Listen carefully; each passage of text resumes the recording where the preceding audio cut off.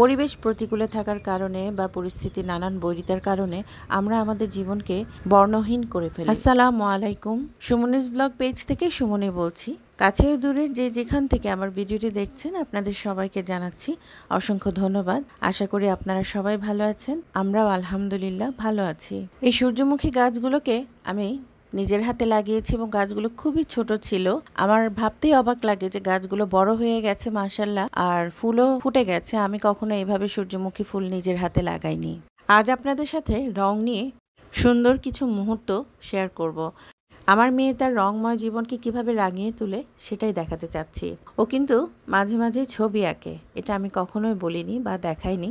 আর দেয়ালের ক্যানভাসগুলো আমার চোখ পড়লেই মনে হয় আপনাদের কথা যে আপনাদের সাথে একটু শেয়ার করি। বাচ্চাদের মন অনেক বড়, ওদের পৃথিবীটা ছোট হলেও এখন পর্যন্ত ওরা কিন্তু ওদের জগৎটাকে অনেক রঙে রাঙিয়ে তোলে।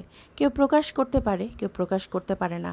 আমরা খেয়াল করব যে একটা ছোট্ট বাচ্চার হাতে যদি কোনো রং বা রং তুলি দিয়ে দেওয়া হয়, সে কিন্তু আঁকার চেষ্টা করে এবং একটা সাদা কাগজে কিন্তু সে নানানভাবে নানান ধরনের রং দিয়ে অনেক কিছু আঁকার চেষ্টা করে।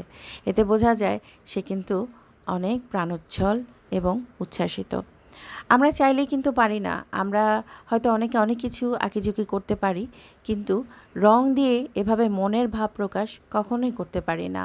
অনেকের নেশা বা পেশা হয়তো এরকম ছবি আঁকা, সেটা তাদের ব্যাপার অন্যরকম।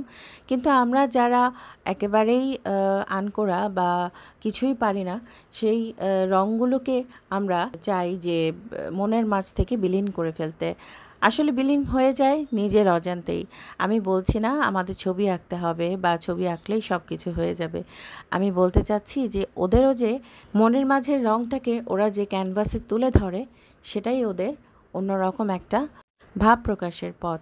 কিন্তু আমরা মাঝে মাঝে আমাদের মতো বড়দের জীবনে এমন কিছু পরিস্থিতি চলে আসে, থেমে যাই। হতে পারে সেটা বয়সের দোষে। ছবিগুলো মাঝে মাঝে ও এঁকেছে নাওয়া খাওয়া একেবারেই ছেড়ে দিয়ে। তো আমি খুব রাগই করতাম যে কেন এরকম করে আঁকে, কারণ আমি দেখেছি যে ছবি আঁকাটা একটা নেশার মতো হয়ে যায়। আমি রাগই করতাম, কিন্তু আঁকা শেষ হলে আমি যখন পুরোটা ছবি দেখতাম বা দেখি, আমার খুব ভালো লাগে যে ওদের মনের ভাবটা প্রকাশ করতে পারে।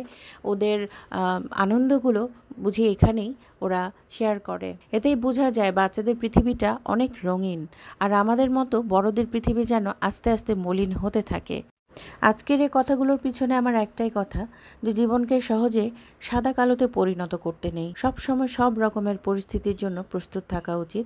আর যে কোনো খারাপ সময়ে মনকে সান্ত্বনা দিয়ে খুশি মনে সামনে এগিয়ে যাওয়া উচিত। তাহলেই দেখবেন জীবনের আনন্দ, রং, বৈচিত্র্য কখনোই কম হবে না, মনের রং কখনো শেষ হবে না। আমার এই কথাগুলো যদি আপনাদের একটু ভালো লেগে থাকে, প্লিজ কমেন্ট করবেন আর শেয়ার করবেন।